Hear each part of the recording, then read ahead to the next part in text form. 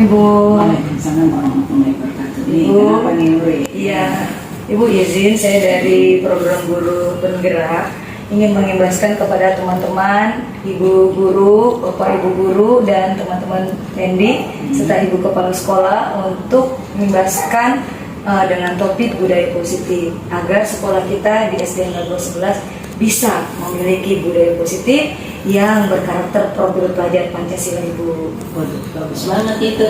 Iya, Ibu. Kapan dilaksanakannya? Insya Allah saya akan melaksanakan Selasa, pada hari Selasa tanggal 23 Agustus 2022. Ya, silakan aja, Nuri. Mudah-mudahan ilmu yang diimbaskan itu bisa membuat guru yang lain juga bisa melaksanakannya dengan materi yang Nuri berikan ya. Silakan. Baik, Ibu. Terima kasih izinnya Ibu, minta dukungannya selalu. Terima kasih sudah memberi saya kesempatan untuk bisa berkembang lebih jauh lagi. Semangat. Terima kasih Bu ya. Terima kasih Bu. Assalamualaikum Ibu. Semangat. Pokoknya Ibu selalu berikan kesempatan yang terbaik. Terima kasih Bu. Ya.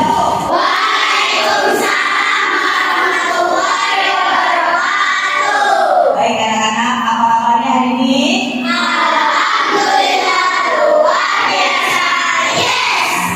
Baik anak-anak, hari ini kita akan melakukan sesuatu yang seru. Namun sebelum itu kita akan membuat terlebih dahulu. Silakan yang mau doa hari ini siapa?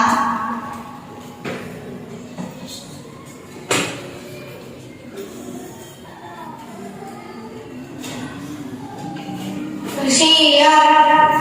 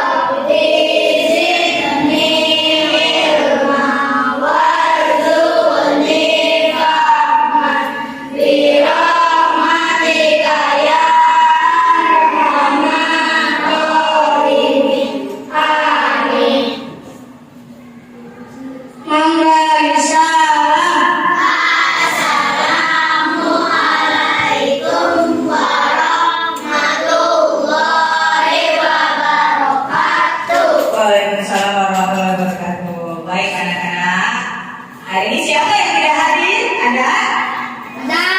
Iswani. Siapa lagi? Kanaya. Siapa lagi? Mudah-mudahan teman-teman kita semuanya sehat ya, yang belum hadir segera bisa hadir.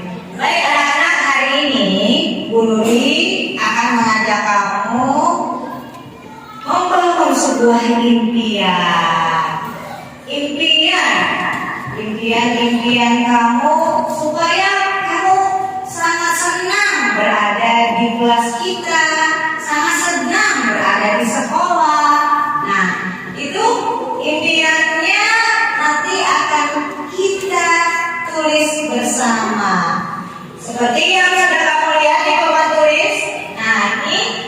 Nanti kita akan membuat kelas impian. Kelas impian seperti apa sih Bu Nuri? Kelas impian itu kamu mau kelas kita yang seperti apa? Suasana kelas seperti apa? Nah, anak-anak bisa lihat di sini. Kelas impian. Nah, kelas impian itu adalah kelas seperti apa yang kamu mau? Suasana belajarnya seperti apa yang kamu mau? Bagaimana warga di dalam kelas ini kita maunya seperti apa? Itu kelas impian. Saya mau kelasnya tuh bersih, boleh nanti ditulis. Saya tuh mau suasana belajarnya tenang supaya saya bisa masuk belajarnya dengan baik. Boleh. Pokoknya tulis apa yang kamu mau. Kelas impian yang kamu impikan seperti apa. Nah, kemudian setelah kelas impian juga ada keyakinan kelas. Keyakinan kelas, kemarin kita sudah pernah membahas tentang keyakinan kelas. Keyakinan kelas kita mau yang seperti apa? Saya yakin kalau saya bertanggung jawab dan teman-teman kelas 4B bertanggung jawab, pasti nanti kita menjadi anak-anak yang baik, unggul, berprestasi. Boleh. Saya yakin kalau kelas saya, keyakinan kelas saya penuh dengan peduli sesama teman, peduli dengan lingkungan, pasti kita menjadi anak-anak yang hebat. Boleh. Nah, di sini Bu Nuri akan membagikan kertas not. Nah, nanti satu orang mendapat 2. Yang satu untuk kelas impian yang kamu mau yang seperti apa. Kemudian yang satu untuk keyakinan kelas. Nah, masing-masing kertas ini kamu beri nama dan kamu beri kelas dan diberi judul untuk apa? Untuk misalnya keyakinan kelas, nama kelas berapa, keyakinan kelas. Kelas aku maunya yang mana? Kemudian satu lagi, nama kelas impian. Kelas impiannya mau suasana yang seperti apa? Nah, kemudian nanti akan kita bacakan. Setelah kita bacakan, kamu tempel dengan tertib, kita bacakan, kemudian akan kita sepakati dan menjadi keyakinan kita bersama. Kemudian menjadi kelas impian kita bersama. Apakah di sini ada anak-anak Bu Nuri yang ingin kelas impiannya, misalnya, saya ingin kelas impian saya anak-anaknya kalau ngerjain PR suka nggak bawa bukunya, ada nggak kira-kira? Wah, pasti mau yang bagus-bagus atau tidak? Yang bagus-bagus. Nah, yang namanya impian itu pasti yang tinggi, yang bagus-bagus. Betul tidak? Betul. Betul. Nah, nanti ditempel dengan tertib, kemudian kita sepakati bersama. Dan ketika kesepakatan itu sudah kita yakini, keyakinan kelas kita dan kelas ini yang sudah terbentuk, maka itu menjadi keyakinan kita bersama. Dan mulai hari ini, setelah kita sepakati bersama, maka kita harus mewujudkannya. Impian kelas kita yang seperti apa? Keyakinan kelas kita yang bagaimana? Ada yang mau bertanya? Ada yang mau bertanya? Sudah mengerti? Baik, dengar bagi ya.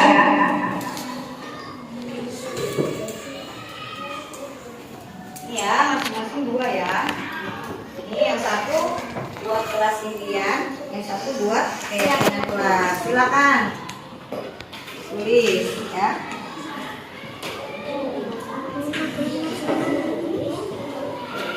Apa? Ya. Silakan. Nih.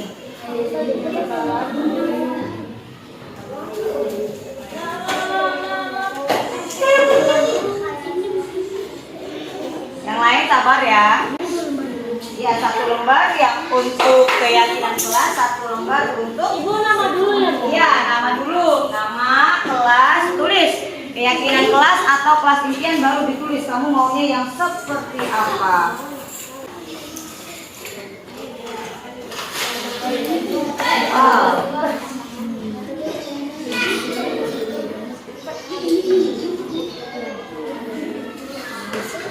Ya, satu-satu ya.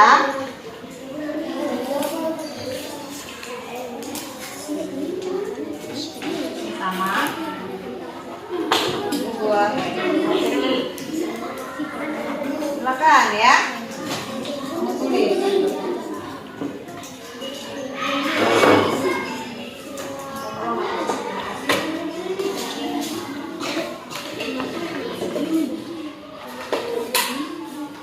Tulisnya jangan yang ada lemnya, nanti kalau ada lemnya nggak bisa ditempel. Tulisnya.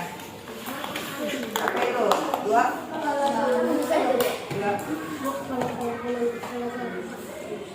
Boleh keyakinan kelas.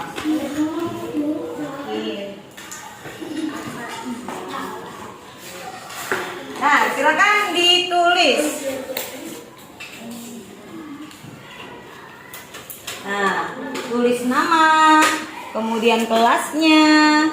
Setelah itu, tulis judulnya keyakinan kelas.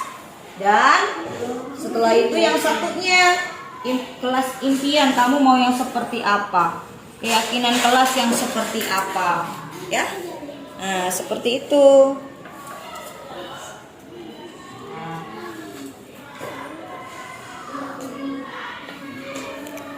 Bermimpilah setinggi-tingginya yang bagus-bagus. Pasti bagus semuanya. Nanti akan kita wujudkan bersama. Tulis dulu, Iqbal, ini buat apa? Keyakinan kelas atau kelas impian? Iya boleh. Kelas impian. Kalau keyakinan kelas misalnya nilai-nilai yang mana yang kamu mau? Seperti itu ya. Nilai-nilai mana yang kamu mau?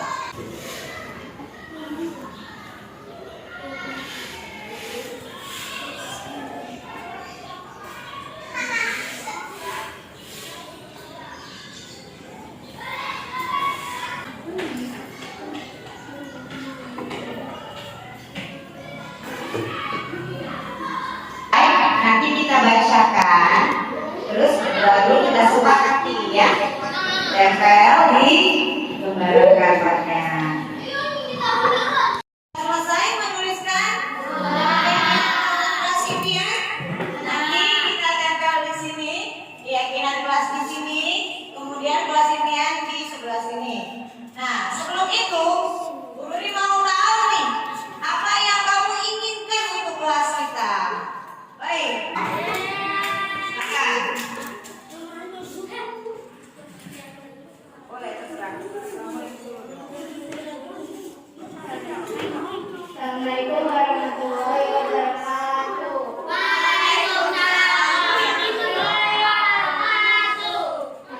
Ini nama saya Justin, perwakilan dari kelompok berpendidikan 12 akan mempresentasikan membacakan keyakinan kelas yang saya inginkan.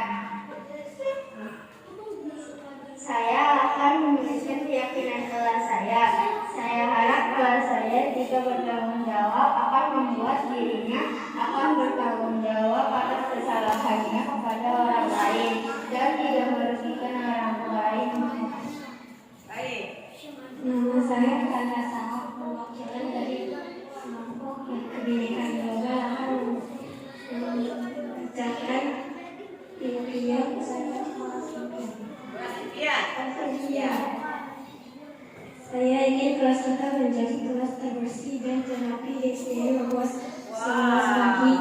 Tapi tentu suasana belajarnya pun harus tenang dan tidak ada yang mengobrol atau bercanda saat guru sudah berbicara dan tidak ada yang tidak mengerjakan TR maupun alasannya lupa, tidak masuk, tidak tahu.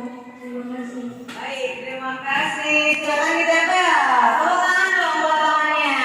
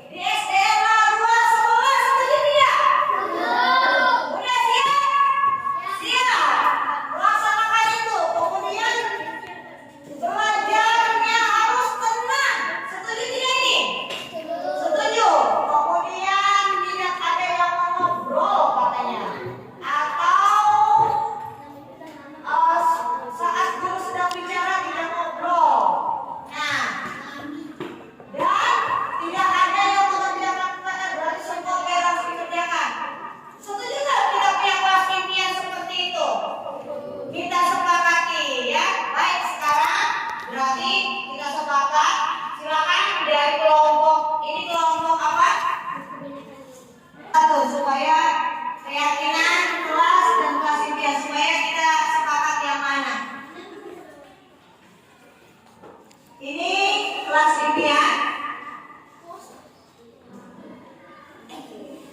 Nah, baik, terima kasih.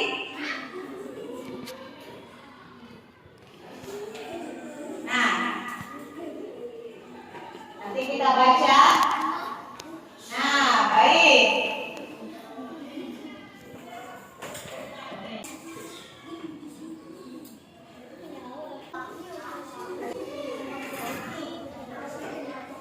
Baik. Baik. Anak-anak coba kita baca satu-satu nih. Keyakinan kelas yang sudah kita tulis di sini dan kelas impian yang telah kamu tulis semuanya di sini, anak kelas 4B itu menjadi perwujudan kita yang harus mewujudkannya bersama. Nah, kalau misalnya kita membuat sesuatu yang telah kita tulis, maka perlu kita laksanakan. Nah, ya, coba ini keyakinan kelas. Sopan kepada semua guru, saling tolong menolong, saling bergotong royong, tidak ada yang bercanda saat guru menerangkan. Setuju tidak? Harus kamu yakini kelas kita seperti itu. Ya, semuanya punya teman kita, punya kita itu semuanya kita laksanakan. Nah, sopan sama nih tadi sopan, kalau menolong sama, harus dikerjakan misalnya ada PR, berarti bertanggung jawab. Nah, sama, sopan bertanggung jawab, mendengarkan saat guru menerangkan dan bergotong royong. Nah, nilai-nilai keyakinan kelas, tidak ada pembulian, saling menghormati sesama yang lain. Dari Revani Alvaro. Nah, setuju? Kelas kita tidak ada pembulian, saling menghormati? Setuju. Nah, kelas impian yang mau seperti apa? Kelas yang menjadi bersih dengan nyaman, kita harus sopan, harus tolong menolong. Kelas yang menginginkan yang rapi, yang bagus, bersih dan indah asri. Anaknya ramah, baik, tetapi tidak nakal. Nah, bagus nih. Nah, itu kelas impiannya. Aku ingin sekali kelasku jadi bersih, rapi dan tertib, seperti suasana kelas damai, atau kelas tidak rusuh. Nah, itu impian kamu semua, kita semua, dan perlu kita wujudkan, kita laksanakan. Dan aku ingin selalu guru dijelaskan atau bicara semuanya diam. Setuju tidak? Dan tidak bicara dan semua saling menghargai satu sama lain. Setuju tidak? Menjadi kelas impian kita. Siapa yang bisa mewujudkan impian kita? Siapa? Siapa? Siapa? Betul. Jadi nanti guru ditempel, silakan kita semuanya sepakati. Nah, baik anak-anak, ini sudah menjadi kesepakatan kita bersama. Setelah itu guru ingin membagikan tugas lagi untuk refleksi. Refleksi hari ini kita sudah lakukan apa, kemudian apa harapannya dari kita membuat keyakinan kelas dan kelas impian. Harapannya apa? Harapan itu apa sih Bu Muri? Harapan itu saya harap, saya inginkan teman-teman dan saya bisa mewujudkannya. Misalnya seperti itu. Ditulis nama kelas dan refleksi. Baik, boleh bagikan.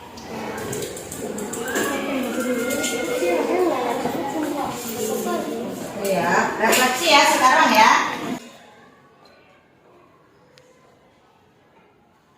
Refleksinya ya ditulis.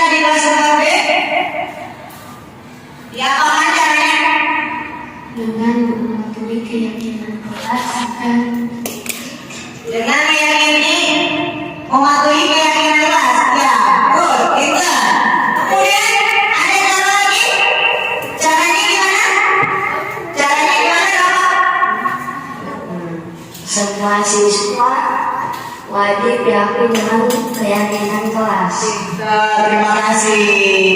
Yakin kemudian diapakan? Harus diapakan? Dijalani, dilaksanakan. Iya, pintar. Tepuk tangan buat Bapak Ibu. Terima kasih. Itu dia. Nanti kita dapat di kelas kita. Kemudian kita bisa baca dan kita yakini. Kalau suatu saat kamu ada yang belum tepat, kembalikan lagi keyakinan kelas. Lagi. Misalnya ada yang belum mengerjakan PR, keyakinan kelas kita adalah bertanggung jawab. Nah, baik, itu dari Bu Nuri tentang kelas impian dan keyakinan kelas. Mudah-mudahan kita bisa mewujudkannya. Amin ya Rabbal alamin. Warahmatullahi wabarakatuh. Waalaikumsalam. Salam sehat, selamat siang untuk kita semua. Saya hormati Ibu Wakil Kepala Sekolah, Ibu Nur Hayati dan Ibu Aisyah, Bapak dan Ibu semua. Kemudian yang saya paling utamakan yaitu Ibu Nuri Fitriani sebagai narasumber kita pada hari ini. Alhamdulillah, kita panjatkan puji syukur kehadirat Allah Subhanahu wa taala pada siang hari ini yang cerah. Kita masih diberi kesehatan badan sehingga pada hari ini kita bisa berkumpul di sini dalam rangka pengimbasan, ya, pengimbasan dari ilmu yang diperoleh dari Ibu Nuri, yaitu sebagai guru penggerak. Judulnya apa ya tadi? Budaya positif. Oh ya, pengimbasan program pendidikan guru penggerak dengan topik budaya positif. Bapak dan Ibu, marilah kita simak semua, ya. Ini merupakan ilmu yang sangat berharga buat kita semua. Kita tidak dapati, tapi Bu Nuri mendapatkannya. Oleh sebab itu, Bu Nuri berkewajiban untuk mengimbaskan kepada kita semua. Baik, untuk mempersingkat waktu, kita baca saja surat Basmalah. Bismillahirrahmanirrahim. Baik, mempersingkat waktu, kita lanjutkan. Saya serahkan kepada Bu Nuri untuk sebagai narasumber pada hari ini. Kepada Bu Nuri kami persilakan. Terima kasih Ibu Kepala Sekolah yang telah memberikan kesempatan untuk melakukan pengimbasan pada siang hari ini, dan Ibu Bapak, guru dan serta tendik yang telah hadir dalam pengimbasan aksi nyata budaya positif di SDN Lagoa 11 Jakarta Utara. Baik, saya izin berdiri sebelumnya. Assalamualaikum warahmatullahi wabarakatuh. Baik, Bapak Ibu, ini adalah ilmu yang saya dapatkan pada modul 1. Modul 1 ada 4 sub dan semuanya sudah saya rangkum. Dan yang paling inti adalah bagaimana kita membangun budaya positif di SDN Lagoa 11 kita ini. Maka hal ini wajib saya laksanakan dan saya bagi, saya imbaskan untuk seluruh warga sekolah SDN Lagoa 11.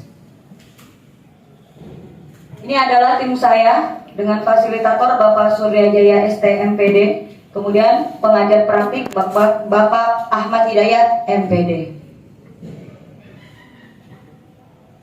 Bagaimana caranya kita untuk menumbuhkan dan membangun budaya positif di sekolah kita yang berpihak pada murid dan melibatkan warga sekolah semuanya? Caranya bagaimana supaya budaya positif ini bisa kita bangun di sekolah kita SDN Lagoa 11? Kita perlu mengenali dan memahami filosofi pendidikan Ki Hajar Dewantara, bahwa tujuan pendidikan menurut Ki Hajar Dewantara adalah menuntun.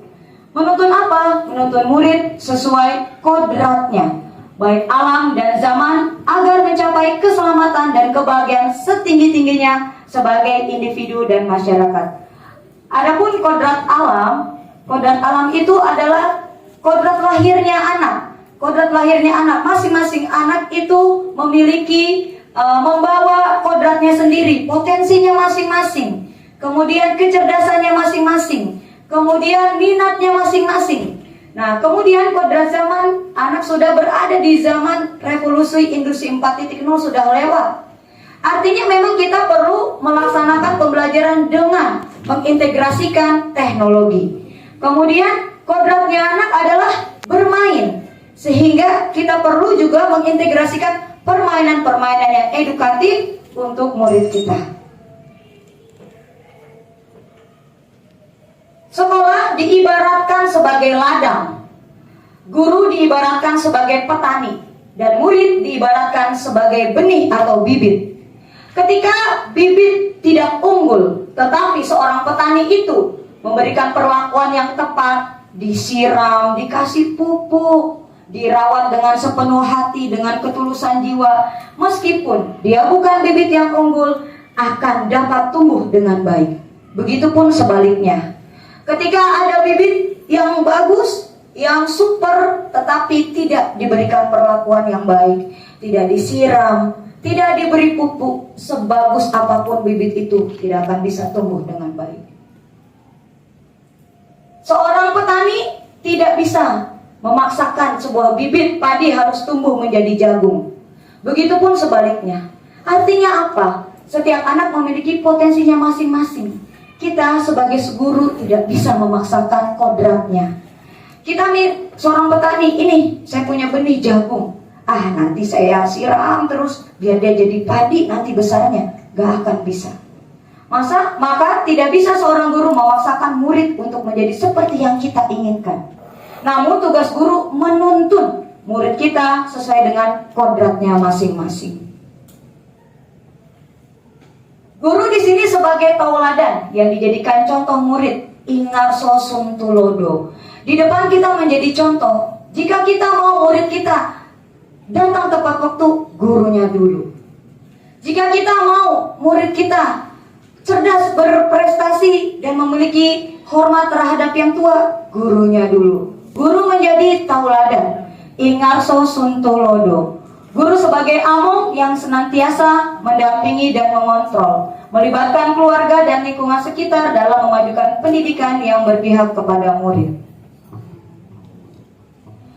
Kemudian guru perlu memiliki nilai dan peran agar mampu menjadi teladan, memberi motivasi, dan mendorong peserta didik untuk mencapai kebahagiaan seluas-luasnya dalam pendidikan melalui proses pembelajaran yang diberikan. Ini sejalan dengan apa Bapak Ibu semboyan dari Ki Hajar Dewantara? Ingarso suntulodo, ing matio mangenkarso tuturi handayani. Di depan memberi teladan, di tengah memberi motivasi, di belakang mendorong. Kemudian demi mewujudkan sebuah perubahan maka perlu adanya sebuah visi. Visi di sekolah saya, di sekolah SD Lago 11 telah saya berikan, saya sosialisasikan kepada teman-teman guru penggerak, saya angkat. Kemudian visi sekolah merupakan acuan untuk mencapai perubahan pendidikan. Visi membantu guru untuk melihat kondisi saat ini sebagai garis start dan membayangkan garis finish seperti apa yang akan kita capai. Kemudian kebiasaan-kebiasaan warga seperti apa yang perlu dikuatkan lagi agar terciptalah budaya positif di sekolah. Mewujudkan visi sekolah dan melakukan perubahan memanglah tidak mudah Bapak Ibu. Perlu kerjasama dari seluruh warga sekolah dan dimulai dari diri kita sendiri. Jadi untuk mewujudkan sebuah budaya positif memang tidak mudah. Perlu adanya kita bekerja sama, bahu-membahu untuk seluruh stakeholder sekolah. Dan yang paling utama dimulai dari diri kita sendiri. Sekolah diibaratkan sebagai tanah atau ladang. Sekolah sangat perlu memiliki lingkungan yang menyenangkan, rasa aman dan nyaman kepada murid saat berada di sekolah. Sehingga murid senang berada di sekolah dan kembali keesokan harinya dengan rasa bahagia. Dengan demikian, murid akan nyaman belajar, disadari atau tidak. Dengan lingkungan positif, murid akan menerima dan menyerap pembelajaran dengan sangat baik. Kalau sekolah kita nyaman, sekolahnya tertib, sekolahnya benar-benar memiliki atmosfer yang kondusif. Dengan kita mengatakan sedikit saja, dia sudah bisa melaksanakan pembelajaran dengan baik. Jika murid, tidak hanya murid, kita sendiri, individu kita sendiri merasakan tekanan atau ketidaknyamanan, maka otomatis tidak dapat menerima dan menyerap pelajaran dengan baik. Dengan adanya budaya positif, yaitu sekolah yang aman, nyaman, dan bermakna, membantu murid untuk mewujudkan merdeka belajar sesuai dengan filosofi pemikiran Ki Hajar Dewantara, yang dimulai dari menghargai diri sendiri dan orang lain dengan melihat nilai-nilai kebajikan atau prinsip-prinsip universal yang telah dibuat atau disepakati bersama. Selain itu, pendidik bisa menempatkan posisi kontrol sebagai manajer untuk memberi kesempatan kepada murid mempertanggungjawabkan perilakunya dan mendukung murid dalam menemukan solusi antar permasalahan melalui nilai dan peran guru. Dengan demikian, terciptalah budaya positif murid yang memiliki profil pelajar Pancasila. Nanti akan kita bahas, kita pelajari bersama. Saya di sini juga masih belajar. Kebetulan saya duluan saja mendapatkan hal ini. Tetapi kita perlu bahu-membahu untuk mewujudkan budaya positif di sekolah kita. Kesimpulannya yaitu, untuk membangun budaya positif di sekolah dibutuhkan kolaborasi antara guru, murid, tidak hanya guru, tenaga kependidikan, orang tua, dan warga sekolah lainnya. Seorang guru harus bisa menjadi teladan di lingkungannya. Budaya positif di sekolah bisa ditumbuhkan melalui kegiatan-kegiatan pembiasaan dan program-program sekolah sesuai dengan visi yang mencakup profil pelajar Pancasila. Nah, ini dia hubungannya. Pertama, untuk membangun budaya positif itu memang skalanya besar. Tetapi yang perlu pertama dari kelas kita sendiri dulu. Dari kelas kita nanti akan kita bersama-sama kita pelajari di sini bahwa nanti bagaimana caranya untuk bisa mendapatkan lingkungan yang positif dulu di kelas kita. Habis di kelas, kalau kelas 1 sampai kelas 6 masing-masing kelas bisa menjalankan budaya positif, bisa berdisiplin positif, maka otomatis satu sekolah akan naik berskalanya.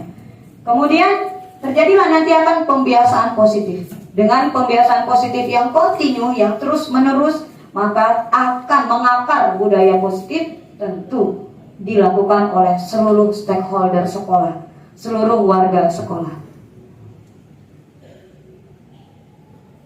Nah, hari ini yang perlu kita pelajari bersama-sama, saya juga di sini masih belajar, yaitu yang pertama disiplin positif dan nilai-nilai kebajikan, yang kedua teori, motivasi, hukum dan penghargaan serta restitusi, yang ketiga keyakinan kelas, yang keempat kebutuhan dasar manusia dan dunia berkualitas, yang kelima restitusi 5 posisi kontrol, yang keenam restitusi segitiga restitusi.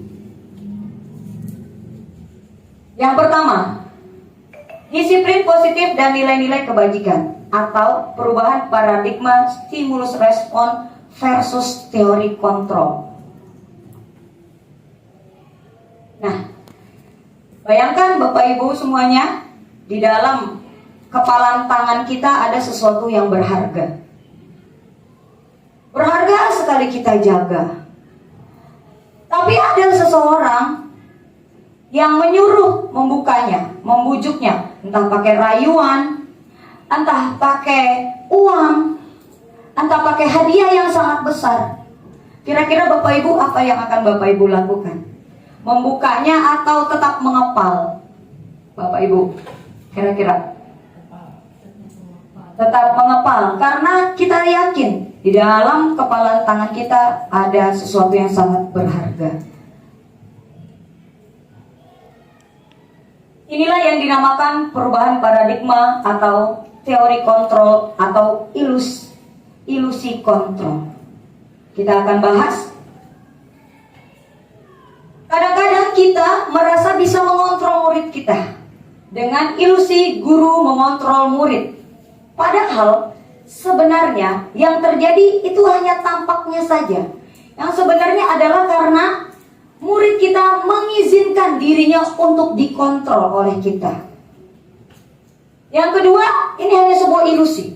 Ilusi bahwa semua penguatan positif, efektif, dan bermanfaat. Kalau misalnya saya kasih hadiah, saya bisa nih ngontrol murid saya. Itu ilusi. Karena sesungguhnya kita tidak bisa mengontrol. Kemudian yang ketiga, ilusi bahwa kritik dan membuat orang merasa bersalah dapat menguatkan karakter. Pinter ya, nggak ngerjain PR lagi. Pinter. Terus besok mau ngerjain PR enggak? Contohnya seperti itu. Itu hanya ilusi. Seakan-akan kita mengontrol murid kita. Kemudian yang keempat, ilusi bahwa orang dewasa memiliki hak untuk memaksa. Saya di sini guru. Saya di sini guru. Saya orang sudah dewasa. Berarti saya bisa mengontrol murid-murid saya. Padahal itu hanya ilusi. Lantas, bisakah kita mengontrol seseorang? Bagaimana seseorang dapat merubah paradigma stimulus respon dengan teori kontrol? Nah, ada yang namanya teori kontrol dari stimulus respon. Stimulus respon berkata bahwa kebutuhan kita tuh semuanya sama. Kalau teori kontrol, ya kita semua beda. Realitasnya kita kebutuhannya beda. Pasti semua orang pasti beda kebutuhannya. Kemudian semua orang melihat hal yang sama. Kalau teori kontrol, setiap orang memiliki gambaran yang berbeda. Kita mencoba mengubah orang agar berpandangan sama dengan kita. Kalau teori kontrol, kita berusaha memahami pandangan orang lain tentang dunia. Berperilaku buruk terlihat sebagai suatu kesalahan. Semua perilaku memiliki tujuan. Orang bisa mengontrol saya. Kalau stimulus respon, orang bisa mengontrol saya. Kalau di teori kontrol, hanya kita sendiri yang bisa mengontrol diri kita sendiri. Saya bisa mengontrol orang lain. Anda, kita tidak bisa mengontrol orang lain. Pemaksaan ada pada saat bujukan gagal. Kolaborasi dan konsensus menciptakan pilihan-pilihan baru. Kalau stimulus respon, modelnya berpikir menang kalah. Kalau teori kontrol, win-win solution. Berpikir kita menang untung menguntungkan. Lantas, bagaimana cara membuat murid kita disiplin? Siapakah yang bisa mendisiplinkan murid kita? Apakah guru yang bisa mendisiplinkan murid? Atau kepala sekolah? Atau orang tua? Atau murid kita sendiri? Nah, di sini ada sebuah namanya disiplin positif. Disiplin dimaknai menjadi suatu yang dilakukan seseorang pada orang lain untuk mendapatkan kepatuhan. Kata disiplin juga sering dihubungkan dengan hukuman. Padahal itu sungguh berbeda. Karena belajar tentang disiplin positif tidak harus dengan memberi hukuman. Nah, kalau disiplin, kalau kita sudah memiliki motivasi dalam diri kita sendiri, maka secara otomatis kita akan bisa melaksanakan yang namanya disiplin positif. Untuk mendisiplinkan murid-murid kita tidak perlu hadiah dan tidak perlu hukuman. Reward and punishment di dalam Ki Hajar Dewantara tidak berlaku. Yang kedua, teori motivasi, hukum, dan pengajaran serta restitusi. Pernahkah kita melakukan sesuatu untuk mendapatkan hadiah atau agar tidak dihukum? Misal, seorang anak yang datang tepat waktu ke sekolah dan kita katakan, anak ini disiplin nih karena datangnya sudah tepat waktu. Padahal kita sebagai guru tidak tahu apa motivasi dibalik ia datang tepat waktu. Apa karena takut dihukum, nanti gerbangnya ditutup, kemudian nanti dipanggil, atau memang motivasi yang berasal dari dalam dirinya sendiri. Jadi apakah dari eksternal karena takut hukuman, atau ingin diberikan senyuman oleh gurunya, wah keren, bagus, kamu sudah datang tepat waktu, ataukah memang dari dalam diri dia sendiri? Nah, ini teori motivasi perilaku manusia. Ada 3 teorinya. Yaitu pertama untuk menghindari hukuman, menghindari ketidaknyamanan, yaitu menghindari hukuman. Kemudian untuk mendapatkan penghargaan, hadiah, reward. Nah, yang nomor 1, nomor 2 udah kita kenal banget. Kita waktu dulu sekolah S1 juga kenal yang namanya reward and punishment. Dan itu sangat efektif. Ternyata setelah diriset oleh Kemendikbudristek, masih ada yang lebih bagus lagi. Yang ketiga, untuk menjadi orang yang mereka inginkan dan menghargai diri sendiri dengan nilai-nilai yang mereka percaya. Nah, kalau tadi yang nomor 1, nomor 2 reward and punishment itu motivasinya eksternal dari luar. Kalau yang tadi yang saya ingin menjadi orang seperti apa ya, itu berada dalam diri kita sendiri. Saya menjadi orang seperti apa jika saya selalu datang tepat waktu. Ini yang dinamakan motivasi intrinsik. Melakukan atas dasar keyakinannya, nilai-nilai yang diyakininya, bukan karena dia menghargai hukuman atau ingin penghargaan.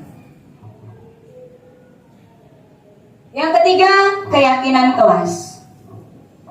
Ini nanti yang perlu kita buat bersama setiap kelas. Kita perlu membuat di dalam kelas kita kelas impian dan keyakinan kelas yang dibuat oleh murid kita sendiri dan disepakati bersama. Kemarin saya hari Senin sudah melakukan tentang keyakinan kelas dan kelas impian. Saya tempel karton tulis kelas impian, keyakinan kelas, kemudian saya bagikan notes yang ada lemnya. Kamu mau kelas impian yang seperti apa? Kamu ingin kelas kita suasana belajarnya seperti apa? Kamu mau kelas kita menjadi kelas yang bagaimana? Orang-orang yang ada di dalamnya seperti apa? Kemudian keyakinan kelas yang kamu yakini bagaimana? Apakah bertanggung jawab? Apakah disiplin? Dan lain sebagainya. Jika peraturan kelas memiliki konotasi negatif seperti dilarang, keyakinan kelas bertujuan untuk memancing murid memiliki nilai-nilai keyakinan untuk menimbulkan motivasi intrinsik. Sebelum saya dapat ilmu ini, saya memiliki yang namanya kesepakatan kelas. Tapi di situ semuanya banyak konotasi yang negatif. Tidak boleh bercanda, tidak boleh ini, tidak boleh buang sampah sembarangan, tidak boleh. Semuanya konotasinya negatif. Ternyata kemudian yang melanggar saya beri sanksi. Nah, ternyata hal itu setelah saya mendapatkan ilmu ini dari guru penggerak, ternyata belum cukup dibenarkan. Nah, itu harus diturunkan menjadi keyakinan kelas dan kelas impian. Nah, sekarang Bapak Ibu, di sini ada orang yang memakai helm. Ada pertanyaan, mengapa jika kita naik motor perlu memakai helm? Kira-kira mengapa, Bapak Ibu guru? Untuk melindungi? Iya, keren, bagus, Bapak Ibu, terima kasih. Betul. Kalau Bapak Ibu menjawabnya untuk melindungi diri keselamatan, itu namanya sudah yakin. Nah, itulah. Nah, kalau ditangkap polisi, itu masih sebatas sebuah peraturan. Nah, yang mau kita bangun itu sebuah keyakinan di dalam diri kita, di dalam seluruh warga sekolah kita. Nah, ini contoh keyakinan kelas. Misalnya keyakinan kelas 1. Misalnya nanti ibu guru kelas 1 bersama-sama dengan anak muridnya. Apa yang mau kita lakukan nih di kelas? Kamu keyakinan apa yang perlu kita tegakkan? Contohnya misalnya kelas 1. Setiap anggota kelas perlu belajar. Setiap anggota kelas perlu senang. Setiap anggota kelas perlu melakukan tugas. Nanti misalnya ada anak yang nggak mengerjakan PR, ditanya lagi, keyakinan kelas kita apa yang belum kamu kerjakan? Oh, saya belum melakukan tugas, Bu. Nah, seperti itu. Nanti di akhir akan ada caranya. Kemudian setiap anggota kelas perlu saling menghargai. Setiap anggota kelas perlu merasa aman. Misalnya ada bullying di dalam kelas, berarti ada keyakinan kelas belum bisa ditegakkan. Perlu saling menghargai. Kemudian ini contoh keyakinan kelas 5. Selalu berpikir positif, senantiasa menjadi diri terbaik, percaya dan menghormati orang lain serta barang miliknya, berkomitmen terhadap setiap tugas, senantiasa membantu. Jadi keyakinan kelas ini dibikin bersama guru dan murid. Kemudian disepakati dan diyakini bahwa ini yang terbaik dalam kelas tersebut. Nah, ini dia contoh peraturan sekolah. Murid datang tepat waktu. Nah, peraturan diubah menjadi keyakinan sekolah. Saya datang tepat waktu, murid dapat meyakini nilai-nilai kebajikan yang terkandung di dalamnya. Jika masih setara dengan peraturan sekolah, maka murid datang tepat waktu hanya karena takut dihukum. Nanti gerbangnya ditutup. Kalau misalnya masih peraturan sekolah, murid datang tepat waktu nanti aku bisa salim sama bu gurunya senyum, ih pinter, itu masih sebatas penghargaan. Tapi kalau peraturan itu diturunkan menjadi keyakinan sekolah, maka dia akan memiliki nilai-nilai kebajikan. Dia bisa merasa bertanggung jawab sama dirinya sendiri, berkomitmen, kemudian bisa rajin. Ini hanya contoh. Kemudian, nah ini yang tadi saya bilang, sebelum saya mengikuti pendidikan guru penggerak, saya juga selalu memberikan hadiah dan apalagi hukuman. Saya pernah melakukan itu, pasti, kita semua pasti. Nah, kemudian apa bedanya hukuman dan konsekuensi? Mencatat 100 kali di dalam buku kalimat, saya tidak akan terlambat lagi karena terlambat ke sekolah. Itu namanya konsekuensi. Ada korelasinya. Kamu terlambat, kamu tulis. Saya tidak akan terlambat lagi, konsekuensi. Lihat yang nomor 2, lari mengelilingi lapangan basket 2 kali karena terlambat hadir di sekolah. Tidak ada korelasinya. Ini yang disebut hukuman. Apa korelasinya? Anak terlambat terus kita suruh lari. Itu hukuman. Kemudian membersihkan coretan yang dibuatnya di meja tulis. Dia udah pakai tip dia coret-coret, terus kita kasih thinner, bersihin. Itu namanya konsekuensi. Kemudian murid diminta untuk push up 15 kali karena tidak menggunakan masker di sekolah. Tidak ada hubungannya nggak pakai masker disuruh push up. Itu namanya kita memberi hukuman. Kemudian menggantikan kertas tugas teman yang telah dicoret-coret. Itu konsekuensi. Dia sudah coret-coret, ganti kertasnya. Pakai kertas kamu. Dan seterusnya. Masih banyak contohnya, lanjut aja. Setidaknya Bapak Ibu sudah mengetahui apa itu hukuman dan konsekuensi. Hukuman membuat murid merasa bersalah. Dia akan merasa menjadi orang yang gagal. Murid tersakiti dengan perbuatan dan kata-kata kita sebagai guru, secara tidak langsung. Kalau konsekuensi, kita berikan konsekuensi. Konsekuensi adalah yang pernah disepakati oleh guru dan murid. Kalau kamu misalnya ini, nanti konsekuensinya kamu ini ya. Nah, itu sudah pernah dibahas. Nah, namun kelihatannya bagus, tapi konsekuensi hanya efektif dalam jangka waktu yang pendek, karena bukan dari dalam dirinya sendiri. Nah, ini yang super. Kita pakai namanya restitusi. Sebuah pendekatan untuk menciptakan disiplin positif. Apa itu restitusi? Restitusi merupakan proses menciptakan kondisi bagi murid untuk memperbaiki kesalahan mereka, sehingga mereka bisa kembali pada kelompoknya dan memiliki karakter yang lebih kuat. Restitusi merupakan proses kolaboratif yang mengajarkan murid untuk mencari solusi masalah, membantu murid berpikir tentang orang seperti apa yang mereka inginkan dan bagaimana mereka harus memperlakukan orang lain. Nanti restitusi di belakang akan dibahas, karena memang sejatinya budaya positif itu kita perlu menghilangkan hukuman, reward, dan menegakkan restitusi.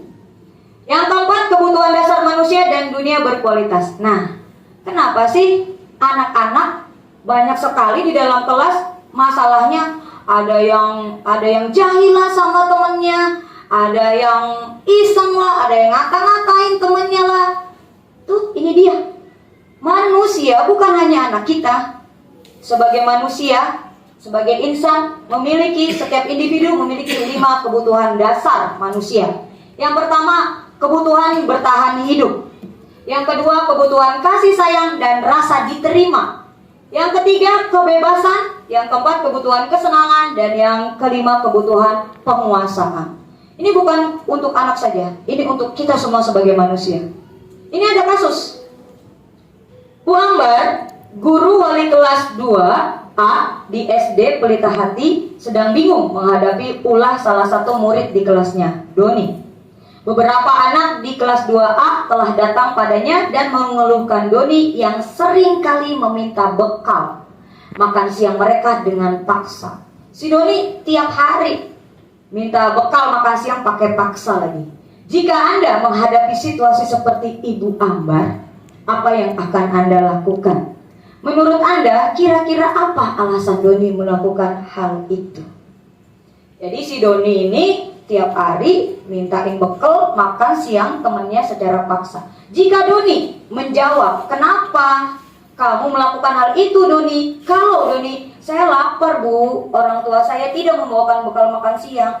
Doni memerlukan kebutuhan bertahan hidup. Kemudian kalau Doni menjawab, saya senang temanku jadi memperhatikan saya ambil bekalnya aja biar temannya memperhatikan saya. Ketika teman saya mau memperhatikan kan nanti bu guru, Doni bu guru.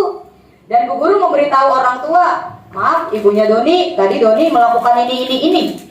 Sehingga orang tua saya jadi memperhatikan saya. Berarti Doni tidak terpenuhi kebutuhannya rasa sayang dan rasa diterima. Jika Doni mengatakan bahwa saya merasa hebat karena teman saya jadi takut dan menuruti keinginan saya, dia merasa berkuasa, maka Doni yang tidak tercukupi kebutuhannya yaitu penguasaan. Jika Doni mengatakan saya merasa bosan dengan bekal yang itu aja, mama cuma itu aja saya bosan bu, maka kebutuhan dasar manusia Doni yang belum terpenuhi yaitu kebebasan. Tidak ada choice untuk dia pilih. Jika Doni mengatakan bahwa saya cuma iseng, saya senang melihat teman-teman tuh, ibu Doni bu, saya senang melihat wajahnya teman-teman ekspresinya seperti itu, maka kebutuhan yang belum terpenuhi dari Doni adalah kesenangan.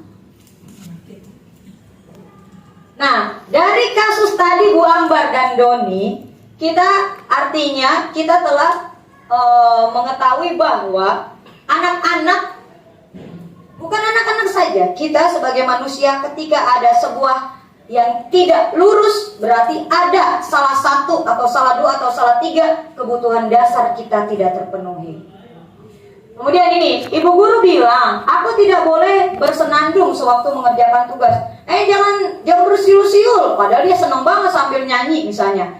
Katanya kelas harus tenang, tidak ada suara. Kan gak seru jadinya kalau anak yang sering bersiul, sering nyanyi, tapi di kelas begitu, kan kita merasa gaduh ya. Ternyata dia belum terpenuhi kebutuhan dasar kesenangannya. Ibu guru tidak menyapaku hari ini, padahal aku pakai jepit rambut baru. Dia pengen banget disapa sama gurunya. Ada pasti murid kita yang begitu. Ternyata dia kurang kasih sayang dan rasa diterima. Kemudian ada ya. Kemudian aku bosan, masa belajarnya cuma gitu-gitu aja, dengerin ibu guru aja masa. Nah, dia pengen kebebasan.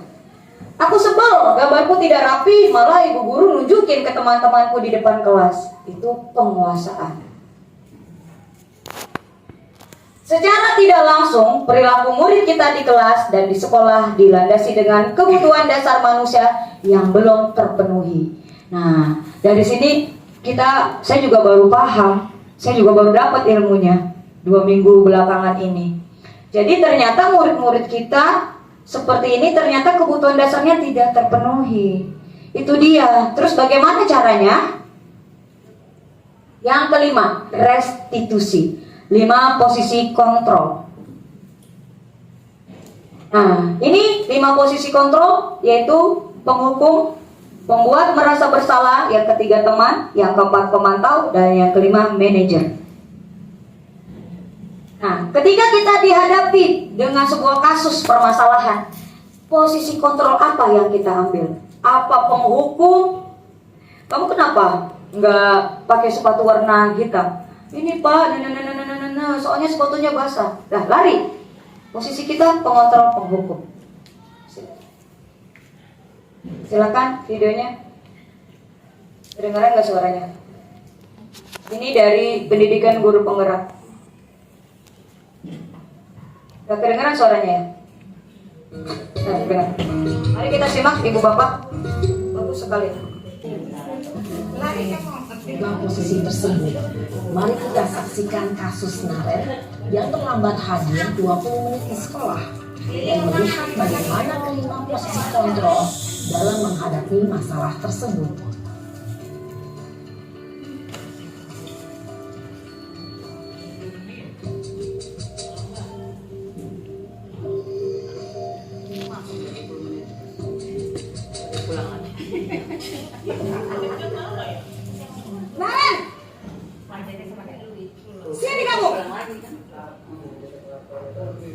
Selamat pagi, Bu.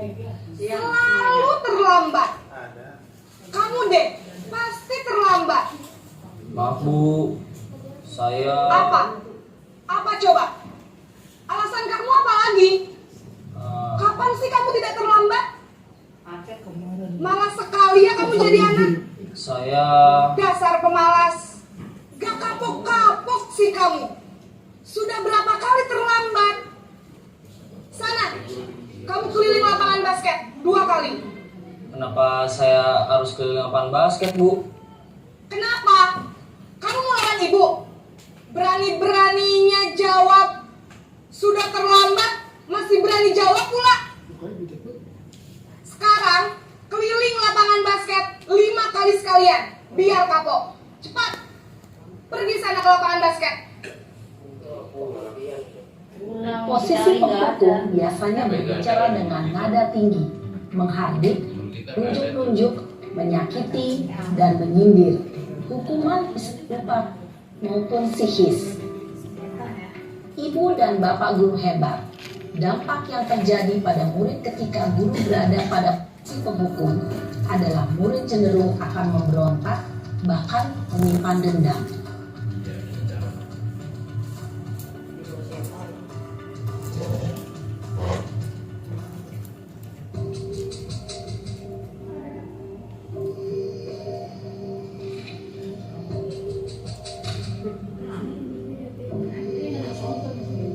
Naren!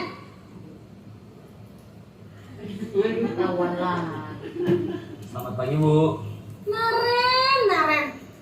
Kamu kenapa terlambat lagi, nak? Ya Tuhan, Naren. Kamu senang ya bikin ibu susah ya? Kalau kamu terlambat lagi, nanti ibu yang ditegur bapak kepala sekolah, nak. Disangka ibu tidak bisa membina kamu. Bunur nih. Duh, gimana ini? Yang ini bunur. Maaf, Bu. Duh, Gusti Naren. Kamu suka ya kalau ibu ditegur bapak kepala sekolah? Terus, sekarang ibu harus tulis apa ini di buku absen? Ini kamu sudah sering terlambat loh. Ibu harus apa coba? Maaf, Bu. Maaf sekali. Ya sudah, lain kali jangan bikin ibu susah lagi ya nak ya. Ibu tidak akan kuat lagi kalau kamu begini terus. Bisa jantungan kalau ibu ditegur bapak kepala sekolah. Sana cepat ke kelas. Maaf ya, Bu. Maaf sekali. Posisi pembuat rasa bersalah berbicara dengan nada tenang, cenderung lembut. Namun kata-kata yang diutarakan membuat murid merasa menjadi orang yang gagal, memandang buruk dirinya sendiri, merasa tidak berharga, dan tidak sanggup membahagiakan orang lain. Ketika guru mengambil posisi pembuat rasa bersalah, murid akan menganggap dirinya yang bersalah dan ia akan menyimpan emosi negatif tersebut di dalam dirinya.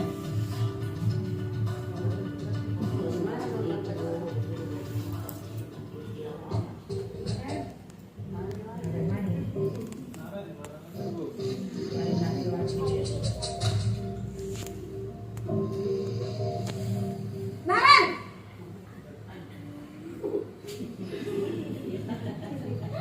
Selamat pagi, Bu. Wah, sudah jam berapa ini nak? Terlambat lagi ya sayang. Iya, Bu. Habis ibu saya lupa bangunkan saya, Bu. Kamu malah menyalahkan ibu kamu. Kamu bukannya anak yang larinya paling kencang. Kok terlambat sih? Iya, Bu. Saya memang terlambat bangun tadi. Jadi, biarpun saya lari kencang, tetap gak kekejar, Bu. Ya sudah sana. Nanti lain kali larinya lebih kencang lagi ya. Biar gak terlambat lagi. Bikin seneng ibu. Demi ibu. Bisa kan? Bisa lah, Bu. Ya sudah sana masuk kelas. Ibu beresin urusan absen kamu.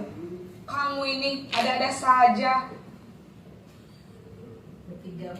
Dalam posisi teman, guru berbicara dengan nada suara ramah, akrab, cenderung bersenda gurau untuk menjaga suasana tetap dan akrab dengan guru. Identitas yang tercipta adalah identitas sukses atau berhasil. Namun, perlu diingat, karena ini masih dorongan eksternal, maka ada faktor ketergantungan dari murid kepada orang tertentu. Di sini, guru absennya, sehingga di lain waktu, murid bisa berperilaku baik, namun hanya kepada orang-orang tertentu saja. Guru tertentu saja yang dianggap sebagai teman. Naren,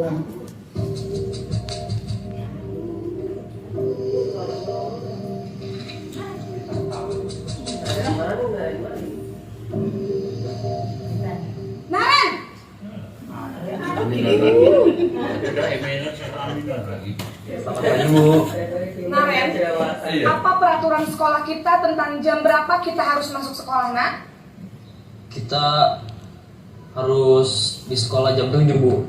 Iya betul, sekarang sudah jam 7.20. Naren sudah tahu konsekuensinya jika terlambat hadir. Paham Bu, saya harus tinggal kelas pas jam istirahat selama 20 menit. Iya benar, konsekuensinya demikian. Jadi nanti jam 9.30 pas istirahat, kamu harus tinggal di kelas, kerjakan tugas tambahan untuk ketertinggalan kamu, ya? Baik Bu. Posisi pemantau mengandalkan penghitungan atau data untuk mengontrol murid. Guru mengarahkan murid berdasarkan peraturan dan konsekuensi. Seorang pemantau menunjukkan bahasa tubuh dan ekspresi wajah yang datar dan cenderung formal.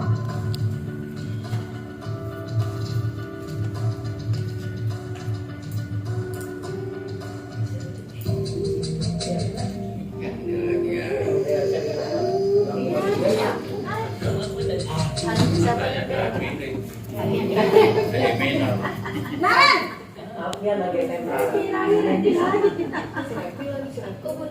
Selamat pagi Bu. Selamat pagi Naren. Maaf Bu, saya terlambat. Iya, sekolah masuknya jam 7, sekarang sudah jam 7.20. Jadi sekarang bagaimana ini Naren? Maaf Bu, saya lupa setel alarm saya semalam. Baiklah, menurut kamu, keyakinan sekolah yang mana yang perlu kamu tingkatkan? Menghargai diri sendiri dan orang lain mungkin ya Bu. Setuju. Jadi, apakah Naren meyakini prinsip saling menghormati tersebut? Iya Bu, saya meyakininya. Apakah Naren bersedia memperbaiki masalah keterlambatan ini? Bersedia Bu. Bagaimana kamu akan perbaiki masalah keterlambatan ini? Saya akan coba untuk tidak lupa menyetel alarm saya Bu. Baik, kalau Naren lupa menyetel alarm di rumah, ada orang yang kira-kira bisa bantu mengingatkan tidak? Ada Bu, kakak saya, Kak Emma. Ada lagi selain Kak Emma? Selain Kak Emma, ada ibu saya. Baik, jadi yang mengingatkan Naren adalah Kak Emma dan ibu kamu ya? Kira-kira akan mulai setel alarm kapan nih Naren? Setelah pulang sekolah, akan segera saya lakukan. Baik, jadi Naren akan setel alarm untuk bangun besok pagi dan akan diingatkan oleh kakak dan ibunda Naren ya. Ada lagi yang mungkin perlu dilakukan Naren agar tidak terlambat bangun lagi? Tidak ada Bu. Baik Naren, terima kasih untuk kerjasama kamu. Sekarang kamu perlu kembali ke kelas untuk belajar. Baik Bu, terima kasih.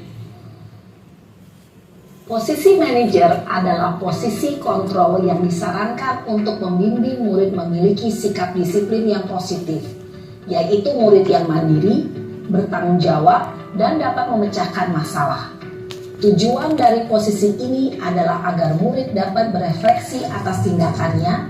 Guru akan dengan tulus memberikan pertanyaan-pertanyaan bermakna, sehingga membuat murid dapat belajar dari kesalahannya dan mencari sebuah solusi untuk menyelesaikannya.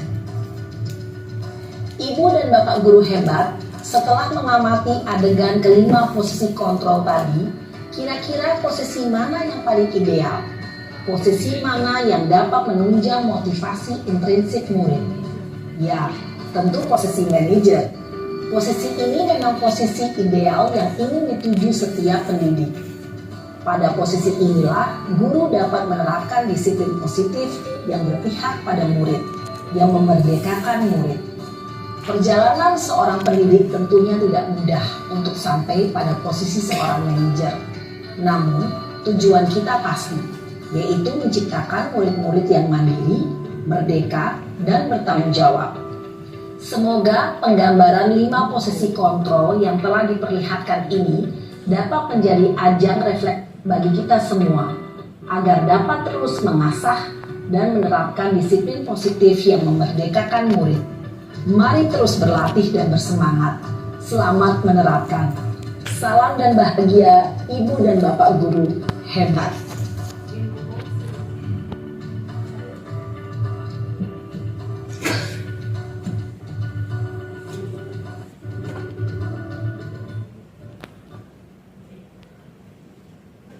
Baik Ibu Bapak, itu tadi 5 posisi kontrol.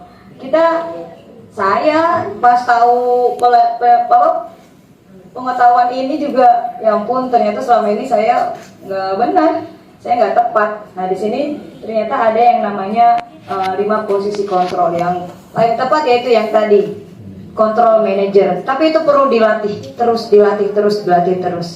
Nah ini bahasan yang tadi, bisa dilanjut yang tadi di video, lanjut saja. Lanjut lagi. Sudah ada di videonya, silakan. Nah yang keenam, restitusi 5 posisi kontrol. Ini dia yang kita akan suguhkan. Bagaimana caranya menyelesaikan masalah dengan segitiga restitusi. Segitiga restitusi yang pertama itu menstabilkan identitas, kemudian validasi tindakan yang salah, dan menanyakan keyakinan.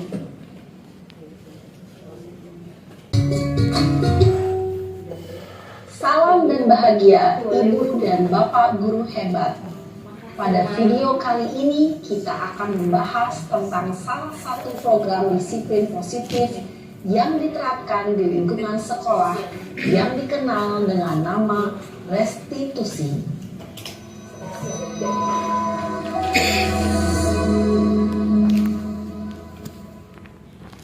Restitusi dikembangkan oleh pakar pendidikan Diane Gosson, berlandaskan pada teori kontrol Dr. William Glasser.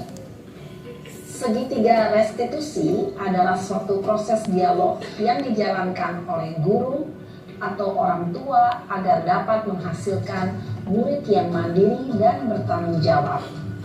Pada saat guru di posisi manajer, aspek yang dikembangkan pada murid adalah motivasi intrinsik, sehingga penanaman nilai-nilai kebajikan dapat tumbuh dan berkembang menjadi suatu kebiasaan positif yang akhirnya membentuk karakter murid.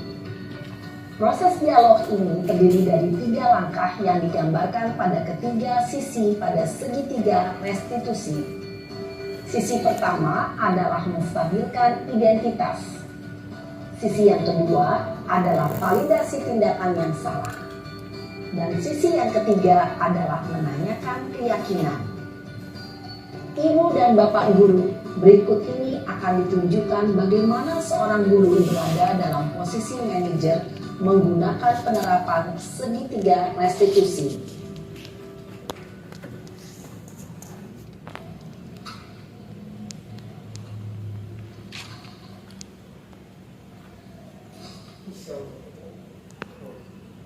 Siang Sarah. Siang Pak. Sudah lama nggak ketemu Sarah. Kenapa hari ini ada di sini? Kesel Pak, kesel banget. Masa aku dikatain tukang fitnah Pak? Ya aku marah lah. Aku balik ngatain Eka di depan kelas. Kesel banget. Oh begitu. Ya pasti kamu marah dan kesal. Bapak juga akan marah apabila ada yang menuduh Bapak seperti itu. Kemudian pada saat itu kamu mau melakukan apa? Ya saya langsung ngatain Eka lah Pak. Kesel banget. Saya bentak-bentak dia depan teman-teman lain. Oh begitu. Pasti kamu melakukan seperti itu karena suatu alasan tertentu bukan? Iyalah, masa saya diam saja Pak?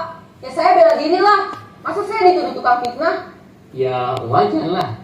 Mempertahankan harga diri itu sesuatu yang penting buat kamu. Untung kamu tidak bertindak lebih gegabah lagi. Hanya membentak-bentak. Iya Pak. Untung saya masih bersabar dan hanya membentak saja. Sudah gemes padahal. Saya pasti bela diri lah. Ya pasti ya, tapi kamu memilih untuk tetap bertahan dan bersabar.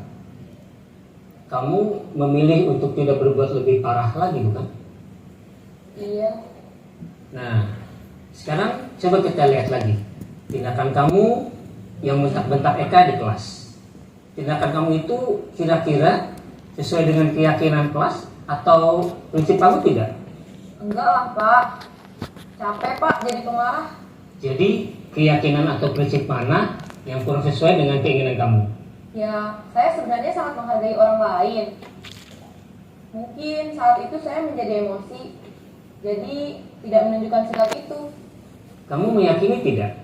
Menghargai orang lain itu penting buat kamu. Yakinlah Pak. Iya, setuju. Kita harus saling menghargai. Namun, ada juga keyakinan yang kita sepakati yang perlu kita jalankan apabila kita sedang marah, bukan? Ya, saya bisa lebih proaktif, mulai dengan diri sendiri. Saya bisa jadi lebih bersabar, mengambil waktu jeda untuk berpikir mau apa selanjutnya. Kira-kira kamu bersedia memperbaiki masalah ini tidak? Bersedia Pak. Kalau kamu memperbaiki masalah ini, kamu akan menjadi orang seperti apa? Saya akan menjadi orang yang bertanggung jawab kali ya Pak. Dan senantiasa proaktif. Iya, menurut kamu bagaimana rasanya menjadi orang seperti itu? Ya nyaman lah, bangga bisa bersabar dan menahan diri. Baiklah kalau begitu. Yuk kita pikirkan bagaimana memperbaiki masalah ini.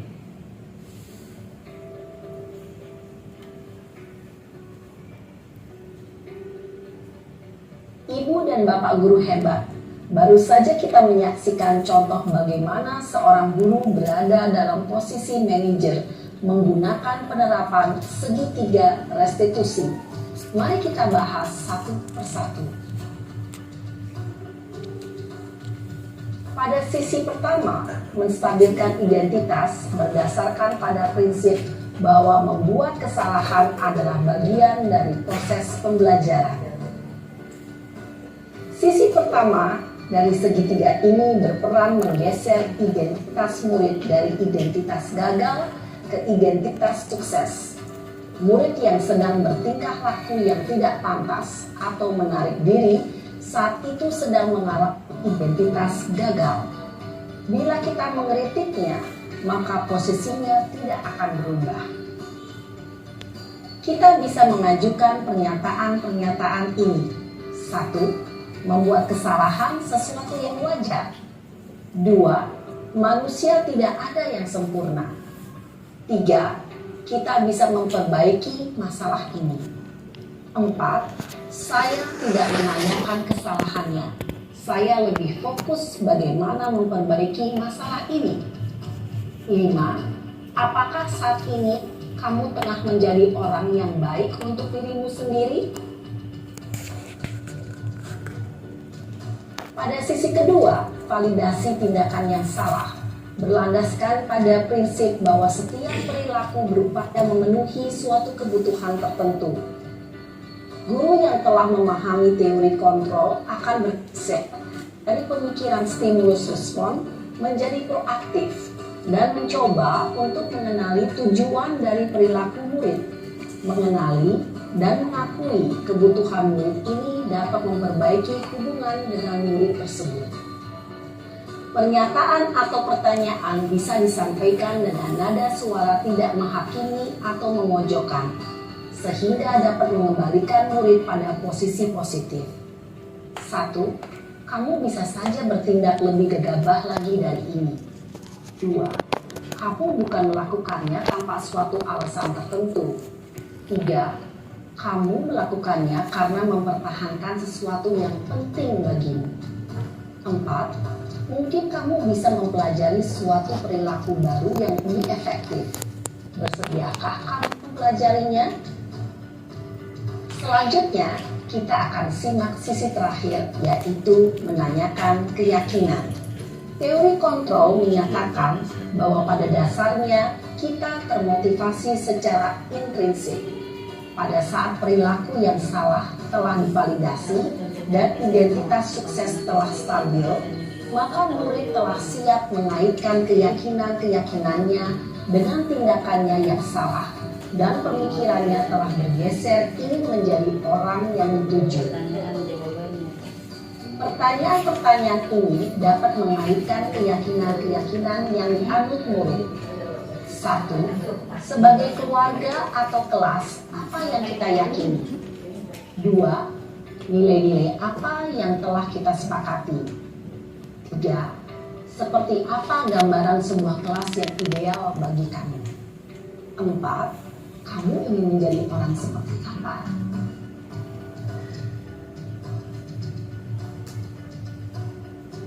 Dalam menerapkan segitiga restitusi, perlu diperhatikan beberapa hal, yaitu 1. Perilaku yang salah perlu dikaitkan dengan nilai-nilai atau keyakinan-keyakinan yang telah disepakati atau dituju. 2. Kesediaan orang yang melakukan kesalahan untuk memperbaiki masalah. 3. Pemecahan masalah sebisa mungkin relevan atau memiliki hubungan dengan masalah yang ada. 4. Usaha. Perlu adanya suatu usaha perbaikan dari pihak yang berbuat kesalahan. 5. Waktu. Perlu didedikasikan waktu dari pihak yang berbuat kesalahan. Tanyakan kapan akan mulai diberlakukan usaha untuk memperbaiki masalah.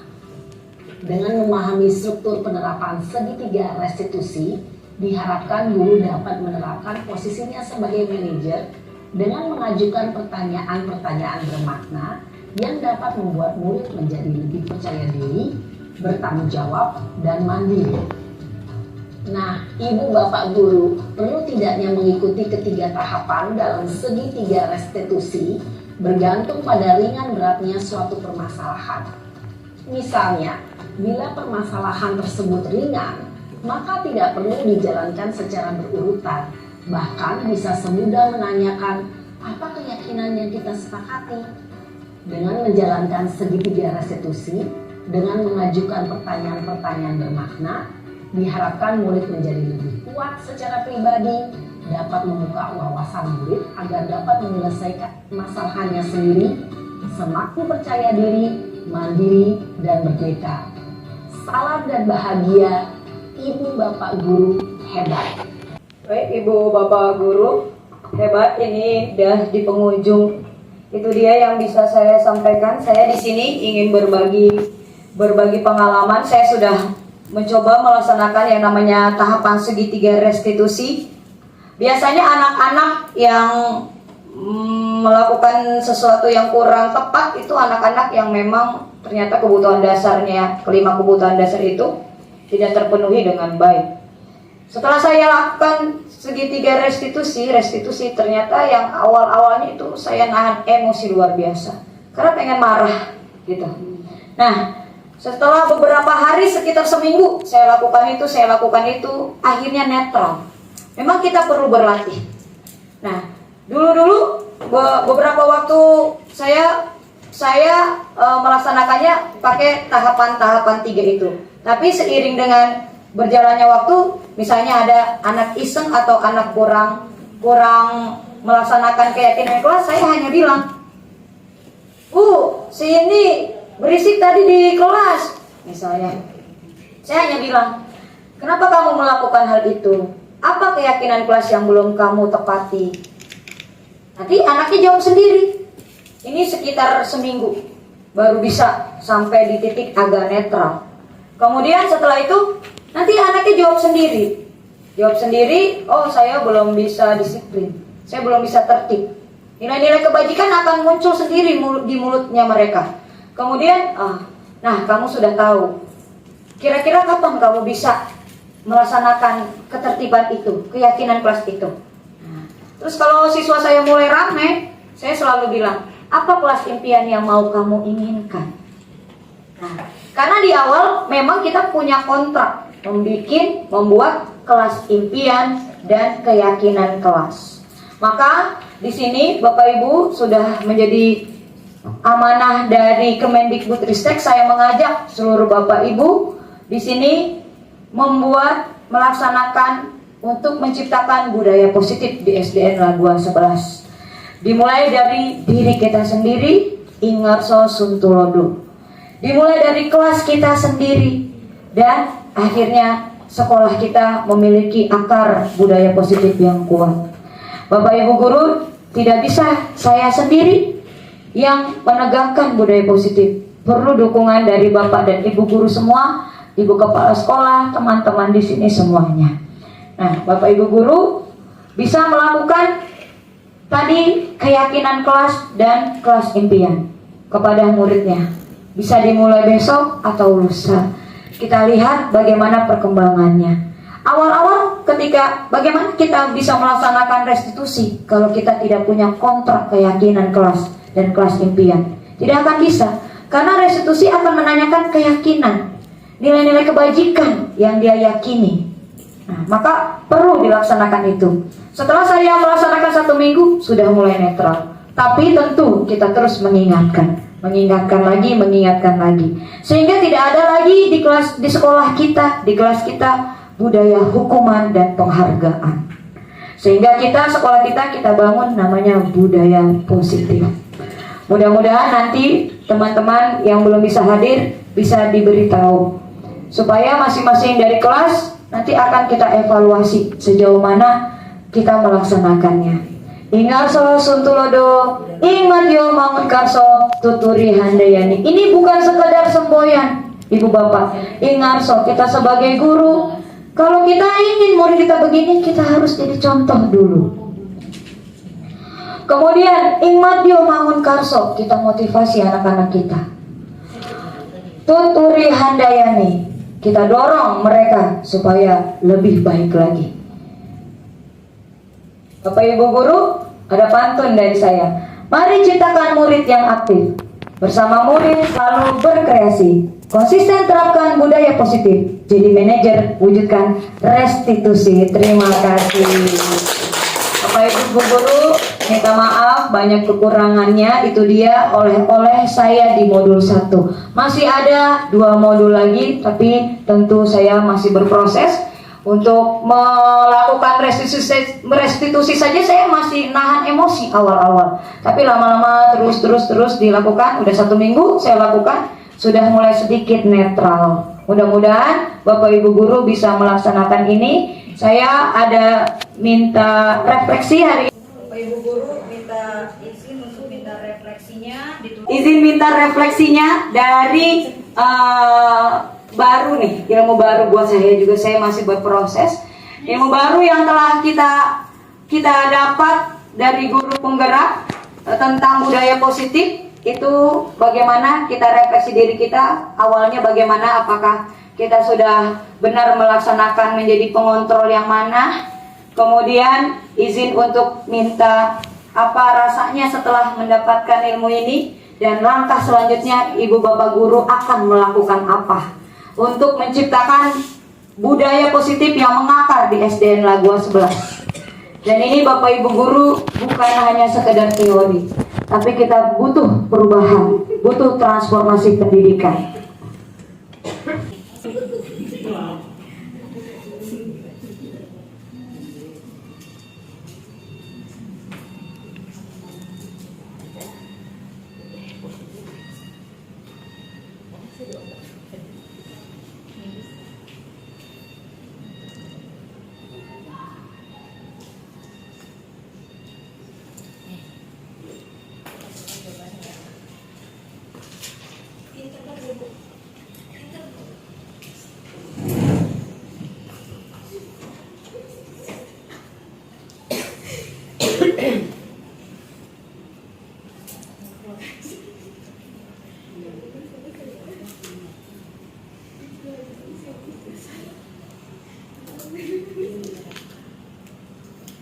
Menyampaikan terima kasih yang sebesar-besarnya. Mudah-mudahan kita semua bisa berkolaborasi untuk menciptakan budaya positif di SDN Lagoa 11. Amin ya robbal alamin.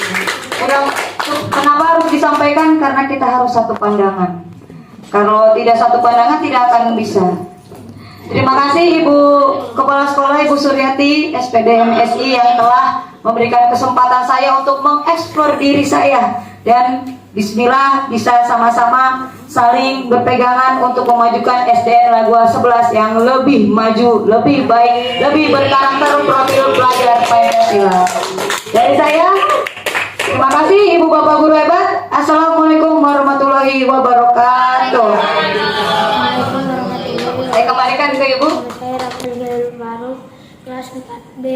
Hari ini saya di sekolah sedang membuat keyakinan kelas dan kelas impian, dan dengan cara menulis di kertas kecil. Harapan karena sudah menulis keyakinan kelas dan kelas impian, saya harap dengan membuat keyakinan kelas dan kelas impian semua siswa mematuhi aturan dan semua siswa harus melaksanakan agar semua siswa bisa tertib dan sopan. Terima kasih.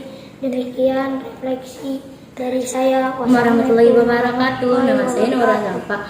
Hari ini kegiatannya adalah mengerjakan kelas impian dan keyakinan kelas. Saya harap semuanya bisa melakukan keyakinan kelas dan kelas impian. Sehabis itu dibaca dengan Bu Guru dan ditempelin dengan sesuai keyakinan kelas dan kelas impian. Terima kasih. Demikian refleksi dari saya.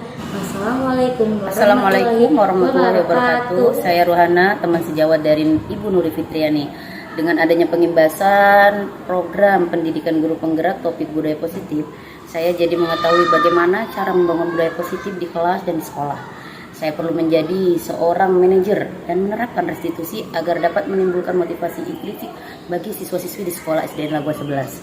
Setelah pengimbasan ini, untuk melaksanakan budaya positif, membentuk sebuah kelas impian dan keyakinan kelas yang akan saya laksanakan adalah 1. Menghargai diri sendiri dan orang lain. 2. Kesadaran untuk belajar dan berdisiplin pada siswa-siswi saya di dalam kelas. Demikianlah hasil refleksi yang saya dapatkan dari adanya pengimbasan guru bergerak tentang budaya positif. Terima kasih. Assalamualaikum warahmatullahi wabarakatuh. Semangat, semangat.